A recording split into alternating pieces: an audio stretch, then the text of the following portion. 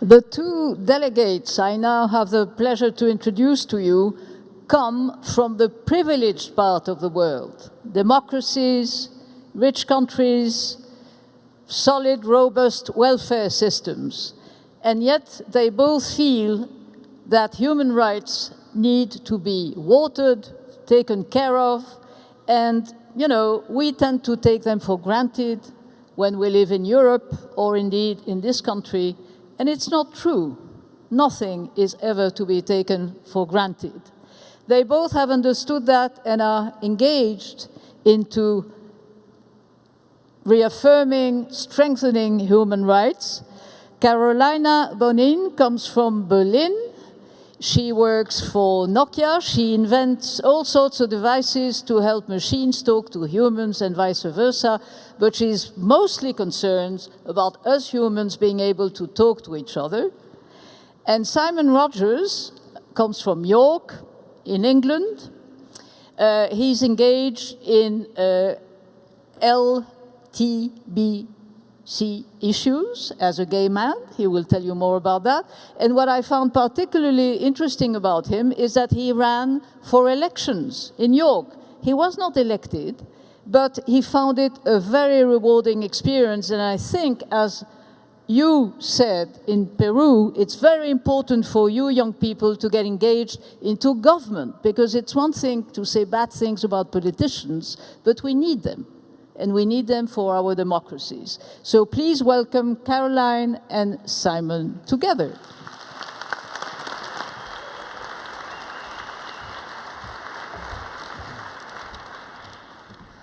Hello, one young world.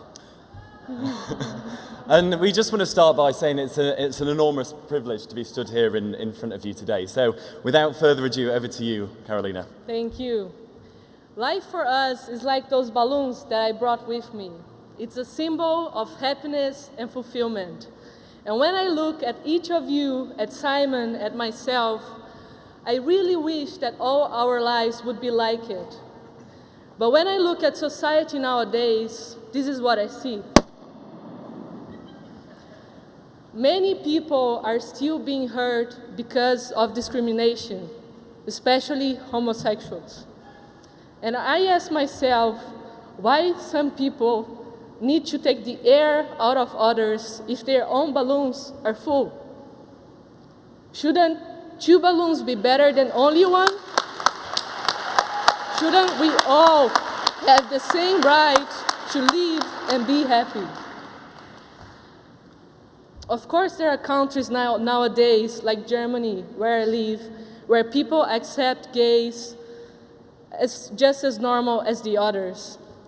In my company, for example, Nokia, we have the space to create an LGBT group for gays, lesbians, transgenders, bisexuals, and this helped us to raise its corporate equality index for human rights from 70 to 100%, showing that Nokia is a great place to work in terms of diversity and equality. Our group there is also open for everyone, gay or straight, and this helps us to build a supportive mindset regarding the rights that every person should have.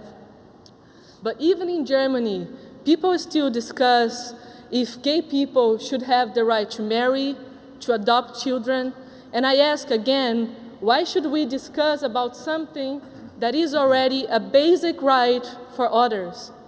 Simon. Thank you. We hear terrible stories from all over the world of different human rights violations, and one that really resonates with me is that of David Kato. David was a Ugandan gay rights activist, and he actually came over to the UK to study at the University of York in the city where I live and work. Now, it wasn't long after David returned to Uganda that he was brutally murdered. He was murdered because of who he is. He was murdered because he was gay. It's absolutely terrible, and what really upsets me is that I know people in York who were really good friends with David when he spent time there. But despite all of this, earlier this year, a group of Ugandans held a gay pride event. It was absolutely amazing to see, and one of the images that really resonated with me, it was so iconic. It was someone wearing a t-shirt that was from an organisation called Stonewall, a UK-based charity who now work across the world to support LGBT people. That t-shirt said, "Some people are gay, get over it." And I'm enormously proud to be wearing one of those t-shirts in front of you all today. Thank you. And I will take that applause to salute the people across the world that are standing up for their rights, and I salute them who risk everything they have and everything they are to secure the most basic human rights. It's still illegal to be gay in 77 out of 190 countries around the world.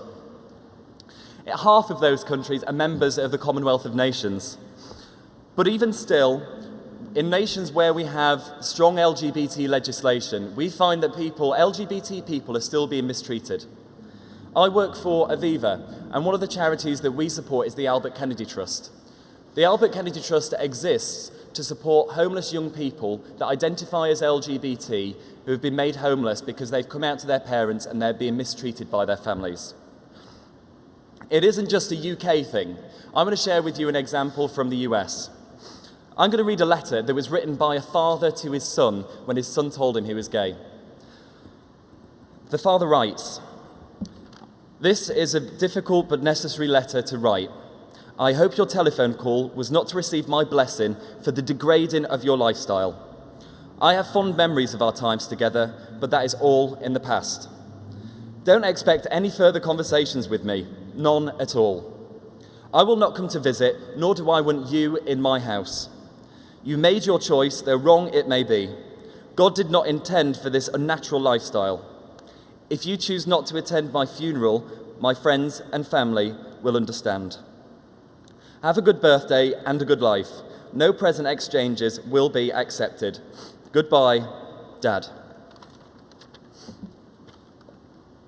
Now I said that was written here in the US. That was written here in Pennsylvania, in the state where we stand and sit today.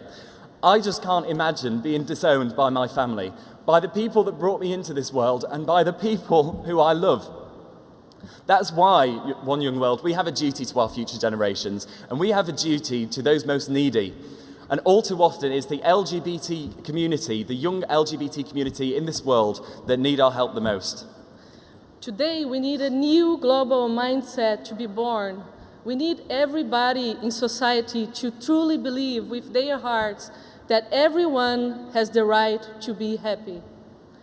This is a question of basic values, and we truly believe that not only the minorities should stand for themselves, like in Uganda, but that governments have the responsibility to create this new mindset.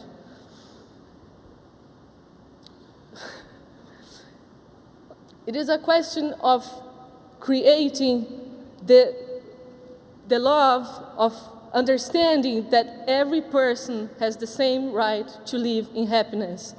And how can we start with it?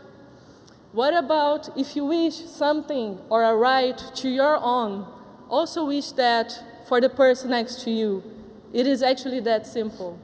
So we as ambassadors, we would like to ask each one of you here today and the governments listening to us to first of all remind their people to stand for themselves, to respect and wish the best for the ones next to you, and to help our society to create laws that give the very same right to every single person, not more, not less. And in countries like the UK and Germany, we're still fighting for marriage equality. That's marriage equality. That's not gay marriage, that is equal marriage. But as our focus in these nations move away from the direct activism that was once needed to create step change in legislation, we have to focus on changing the hearts, minds and perceptions of the wider population in their attitudes towards LGBT people across the world. In countries like the UK and Germany, it's within our gift to share the lessons that we've learned with other nations as they embark on their LGBT equality journey. We want to add our voices today to the number of people around the world calling on the Commonwealth of Nations to join together and abolish anti-gay legislation across all member states.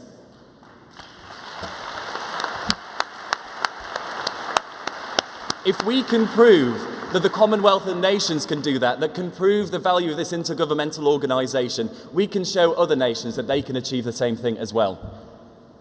We're calling on you, One Young World ambassadors and delegates, to join with us as our allies, regardless of your own sexual orientation. It's within our gift to make the lives of LGBT people better around the world. We're calling on you to join with us because we have to abolish anti-gay laws around the world. We have to change hearts, minds and perceptions, and we have to come together to say, some people are gay, get over it. Thank you.